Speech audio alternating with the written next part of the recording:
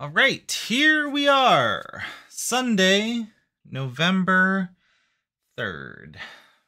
I didn't actually set out to do anything super visual, and so that's my fault, but I did end up stumbling upon something that I think I can turn into something visual. So, let's see how this works out, and I'm sorry if it's not as visually engaging as I promised in the last video. So, today I put some massacre on my debit card.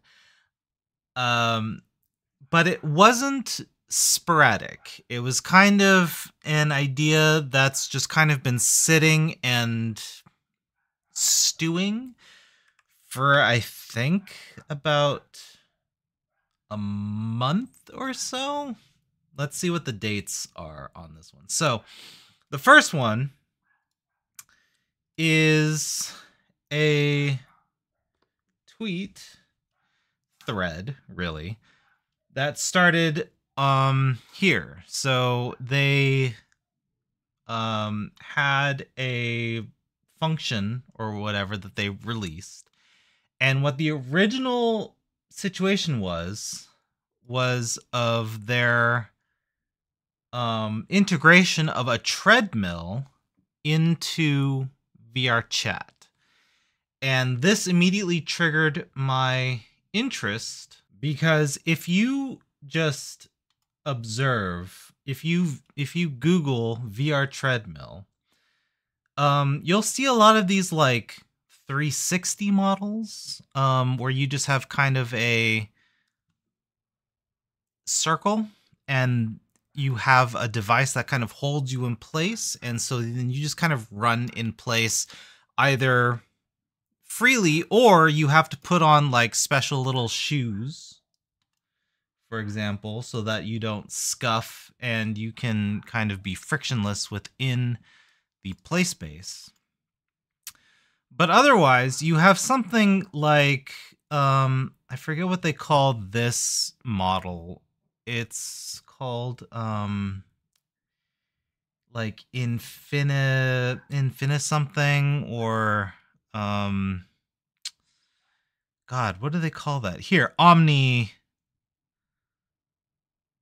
I mean, this clip says omnidirectional. That's not what the name is, though. What do they call this one? Infinideck. There you go. Right there, Infinideck. But that will set you back about half a house and a car. But this is the most incredible one because it is a treadmill in the very like traditional sense, in which you have the main strip here that goes from left to right. But then you have each of these individual strips which act as a counterintuitive like treadmill in and of themselves. So the entire thing is cool. The only problem is look at the height that you have to require to this. Like you could build maybe like a ditch in your house or something to like accommodate this. But that's crazy. Plus the price again is like maybe not half a house, but like a quarter of a house and a car, right? So moving away from these circular discs and a third of a house and a car. So coming back to this tweet, we have an announcement that says that we have an OSC that has been released, which is exciting because that means that it interacts with VR chat in some manner. But from this alone, I don't know what that means. So if we go to the video, we see that they have some controls here, and that they are in fact enabled to move about just a little bit. You can't really see the controls. There they are. So they're moving. And then later on, they are actually like traversing a trail somewhere. So it doesn't have to be idle, right? And that's kind of the important part that kind of really inspired me, because you don't have to have something as expensive as what we've seen here. Especially you don't have to have something as expensive as like the Infinideck, which that's not what this is, but or that might be a version of what it is. Here's the Infinideck. But you don't have to have something as expensive as that, because the way that VR chat works is you can either change your x axis rotation, I guess, or I guess it's the z axis. If you work in Blender, it's the z axis rotation. If you work in Unity, it's the y axis rotation. I forget what it is in Unreal Engine, but you can change this axis just with the analog stick, or there is an option, though I haven't messed with it in a very long time because it gave me motion sickness. And also because my left-hand controller just didn't allow it to work very well. But you can also dictate where you're moving forward by just changing your head, sort of thing. So if you're walking forward constantly and you move your head this way, now you've moved over this way to align with your head motion type of thing, right?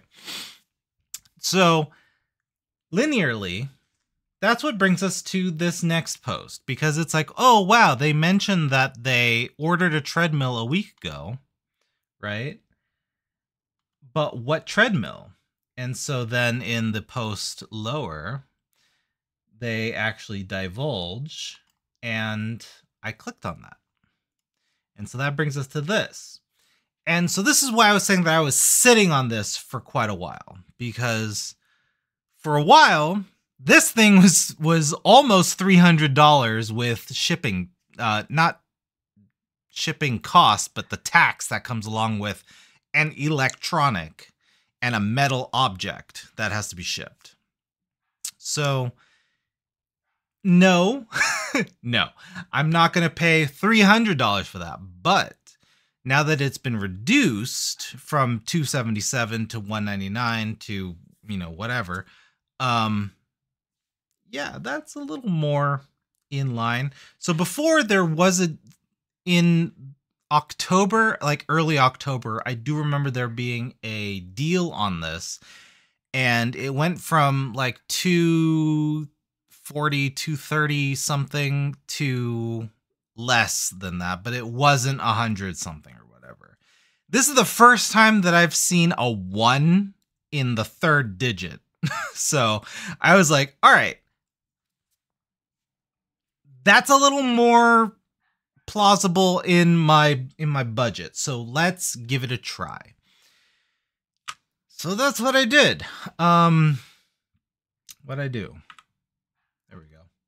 So that's what I did. And that's kind of what happened today. But the price jumped up a little bit more because I decided to get some headphones upgrades, if you will.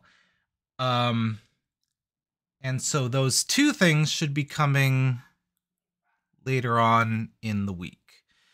I don't know if this counts as visual, but this is my attempt because I didn't want to actually do anything in Blender today again, even though I think on Monday I'm going to force myself to do something in Blender because I am forgetting how to do certain things like the Aurora Borealis effect, for example. I don't remember what nodes I need for that. So I'm going to probably try to recreate that. And also, I've done the outline effect so many times that I don't think I can forget how to do that. I think I want to try to determine what is the difference between a principled volumetric and a volume scatter node, because those two seem to do the same effect, but they are two very different nodes. So that might be something that I might tackle later. But once this comes into my mailbox, if it comes into my mailbox, because there's always a chance that some mishap happens or I get thefted upon. But once this happens, then my mind will go from less artistic to more engineering. And we get to go into the GitHub, which is FitOSC. And we get to figure out how this particular device that was recommended by the original person that wrote FitOSC, how it works with the treadmill and your PC. So that in and of itself will be kind of a mental exercise and also just kind of a digital adventure for us. So